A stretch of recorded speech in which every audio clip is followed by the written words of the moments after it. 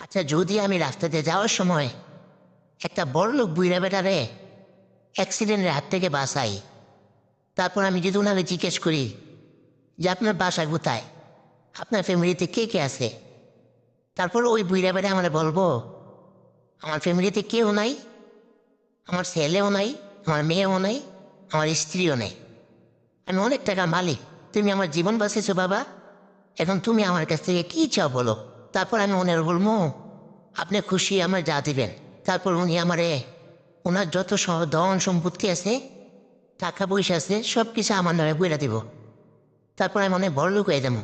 আর ওই বুড়া বেড়ে এত টাকাতে কী করব? টাকার দরকার আমার না। তারপর উনি আমাকে দিয়ে দিলে আমি অনেক বড় লোক হয়ে যাবো।